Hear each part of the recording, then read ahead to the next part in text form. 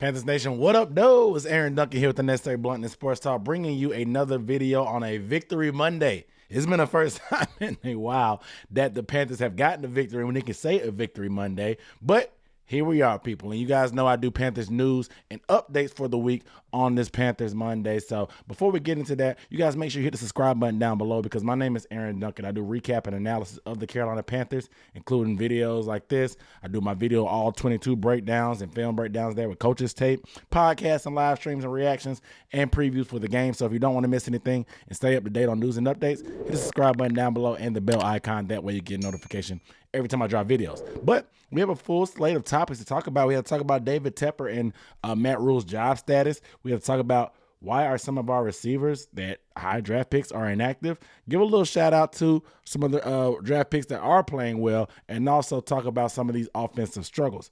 Without further ado, let's go ahead and get into it. First things first, news and updates that always come out before the game. Obviously, Ian Rappaport and Adam Schefter kind of unload the clip about rumors and news and stuff that they've heard around the league.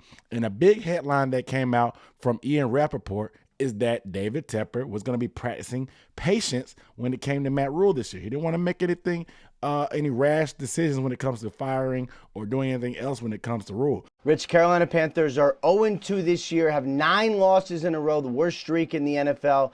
Yet my understanding is owner David Tepper plans to be patient as it pertains to a potential coaching change. Now, obviously the Panthers need to be better. They need to show improvement, and a win or two maybe would help, but there is nothing imminent with regards to a potential coaching change unless and until Tepper is forced, maybe the locker room revolts, or there's some kind of embarrassing loss. Patience is the word here.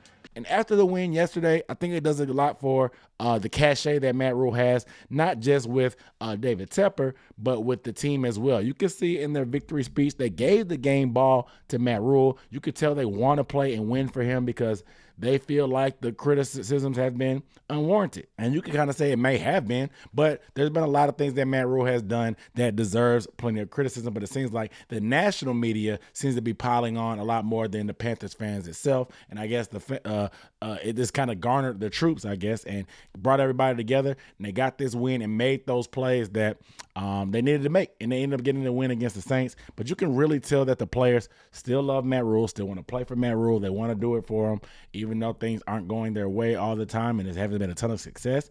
They still want to play for him, and that's a big part of it. I've had my fair criticisms about Matt Rhule over the time, but at this point, I don't see any benefit on him being fired during the season anyway. Yes, we have Ben McAdoo and Steve Wilkes who have experience being head coaches. However, I don't know. It's a long season. Like I said, firing somebody after 2 close games that came down to 50-something yard field goals that could have easily went the other way, it seems a little bit rash. And with the amount of money invested in Matt Rhule, I don't see David Tepper firing him during the year. I think he'll probably give him at least a full year unless things just go terribly wrong. Now, obviously, we're getting to a tougher slate of the schedule, it seems like, but anything could happen. And some of the preseason consensus that we thought about certain things on the schedule have completely changed. So it's a week-to-week league. Take it 1 week at a time. Nevertheless, seems like David Tepper has been given a vote of confidence into Matt Rhule, at least for the short-term future. So you guys let me know down below in the comments how you felt about David Tepper and those reports coming out that he's going to be practicing patience and not doing anything rash with Matt Rhule. Let me know down below. The next one we have to talk about is Terrace Marshall Jr., the former second-round pick, being inactive. And obviously, it's a direct result of Laviska Shenault. And Matt Rhule talked about it a little bit today, saying that they needed some guys that can actually play special teams and do a lot of different things. And Terrace just doesn't do that. We know the wide receiver rotation has been thin as is, and they said they wanted to get more wide receivers involved. They did that to a certain extent, getting Higgins some time in the red zone and also getting some Shenault some time as well to get some plays along with Shi Smith, DJ Moore, and Robbie Anderson. And obviously Shenault did his thing, but Terrace Marshall Jr. seems to be on the outside looking in. And a lot of people are wondering, was this a wasted pick? Was it really a Joe Brady favorite pick because of the connection for LSU and Matt Rhule never really wanted him in the first place? I don't know. I would love to see something, and it seems like there's a lot of missed opportunity for Terrace, and he could end up being on the outside looking in. Some fans are even rumoring that he could be trade bait because of the talent and capability he has, and maybe a team like Green Bay could take him that needs some young talent at wide receiver and possibly do something with him. But it definitely is a head-scratcher to see Terrace inactive and seeing how this guy will have so much potential and play for such a high-power offense with Joe Burrow, Justin Jefferson, and Jamar Chase, Clyde Edwards-Helaire. one of the best college offenses of all time, could just be the one guy out of that system that didn't produce in the league. It just seems like the Panthers got dealt an unlucky hand, and the opportunities just haven't been there for Terrace, and it may be time for a fresh start. I'm not really sure, but you guys, I want to know what you think. Do you think Panthers should trade Terrace Marshall Jr.? Should they just give him some more opportunity, or what do you think they should do with his future? How do you feel about him as a part of the Panthers offense and the Panthers' future? Let me know down below. But staying on the wide receiver train, a lot of people had their concerns because Robbie Anderson and DJ Moore only had one catch apiece yesterday's game against the Saints. Obviously, the team won, and a lot of the heavy lifting was done on the ground by Christian McCaffrey and by the defense. But this pattern is crazy. And obviously, DJ Moore, who we just gave a $20 million per year contract, there's no way he should only be getting one catch per game. There's no reason he should be the third leading wide receiver. Laviska Shenault has 2 catches, and he already has more yards than DJ Moore. Only by 2 yards, but it still says a lot because Shenault only got the ball twice, and he's only played in 1 game versus DJ Moore is leading the team in targets. And it just seems like the offense as a whole is inefficient. Matt Rhule said today in his press conference that he needs those guys to step up, and it's not just Baker Mayfield. Even though, in my opinion, looking at the tape and what you guys might have seen watching the tape with me, that a lot of it does have to do with Baker. Baker seems uncomfortable. He doesn't seem settled. He's missing some guys when they are open. And then when he's trying to find guys, they're not getting separation either. So it's a perfect storm of inefficiency on the outside when it comes to the wide receiver position, and it just doesn't blend for a sustainable winning formula. Yes, you can get by playing good defense and running the ball, but at the same time, you have to be able to get things done, and a lot of those issues can result back to third down. The Panthers are only averaging 3.3 third down conversions per game, which is good or bad for 30th in the league. That's terrible. Not converting on third down, what does it do? It forces you to punt. It puts your defense back on the field and doesn't give them any time to rest on the sidelines. That's why you constantly see the defense starting fast, starting well, and they tend to taper off because as long as you're on the field that long, you're going to get tired. And this defense isn't as dominant per se as they have been in prior years. They're more of a bend but don't break defense, which is fine. But if your offense doesn't compliment you and give you breaks after you bend but don't break, or they're not scoring touchdowns to make it a good formula for that bend and don't break, or at least complement that, it doesn't make any sense. And they're just going to fatigue and get tired and get worn out. So that's why you constantly see the defense playing good, and then there's comebacks that always happen in the third and fourth quarter because they just run out of gas. There's only a certain amount of things you can do. You know, they're putting more plays on the field than they probably should have. Converting third downs moves those chains, gives us more plays, gives us more opportunities to give the ball to these guys, and gives these guys more opportunity to get touches. So whenever you see a guy that's saying like, hey, why doesn't so-and-so get more touches? Why doesn't this guy get more touches?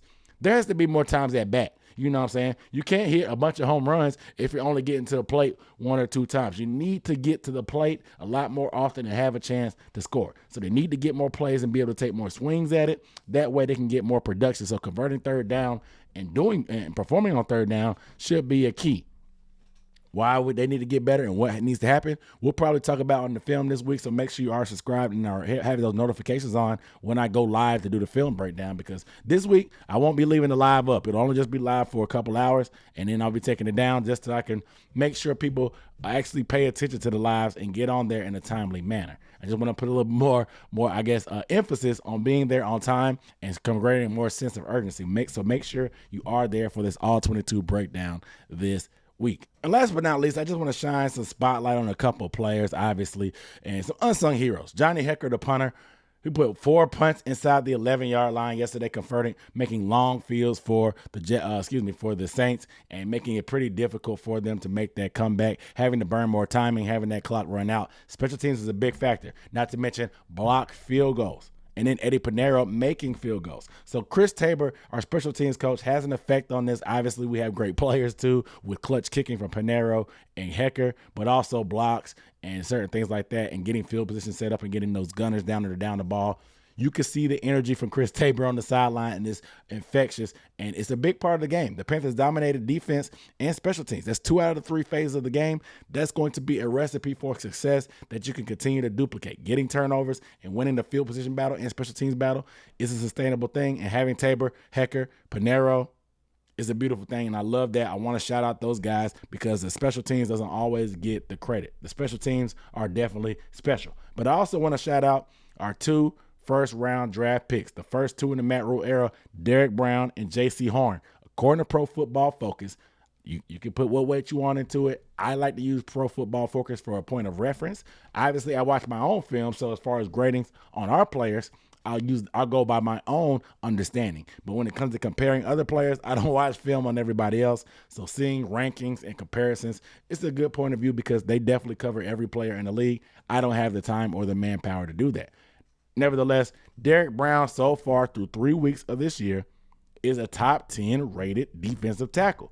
A lot of people were calling Derek Brown a potential bust, and I know he had his struggles in the first 2 years, so the criticisms were warranted. But calling him a bust when the book wasn't even written on him seems very immature, and a lot of the hate seemed to be coming from most people wanting either a quarterback at that time or they're wanting their favorite linebacker out of Clemson, South Carolina. You guys know who you are, but it doesn't really matter now because Derek Brown seems to be coming into his own. He struggled at times versus Cleveland, but a lot of that wasn't totally his fault. The whole defense struggled. Last week, he had a pretty dominant game against the Giants, and this week, he pretty much dominated again in the running game, getting penetration. I told you guys about how penetration helps this run defense as a whole, and he also had that beautiful one-hand pick that I didn't know a man his size could actually do. This dude stuck that paw out and scooped it up and did not want to get up off that ground because he probably couldn't believe that he did it himself. So shout out to Derek Brown. But also, J.C. Horn. J.C. Horn is up and downs. We know the Browns game. A lot of people have that, him slipping and falling against Amari Cooper ingrained in their head. According to Pro Football Focus, J.C. Horn is the number 4 corner in the NFL right now. Now, that's major. Now, that is major. And he gave up 0 catches and 0 targets, 1 catch, something like that yesterday against the Saints.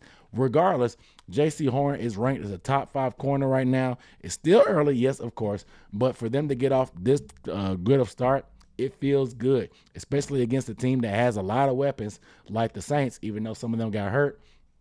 But to see J.C. Horn starting to round back into shape after that injury, it feels great. But not to mention, by game definition, this dude is still technically a rookie. He has not played a full season worth of games. So the sky and the ceiling is still going up. The sky's the limit, and the ceiling, we haven't even found the ceiling for J.C. Horn yet. So I'm really anxious about these guys. And it's 2 good picks that so far seem like so good.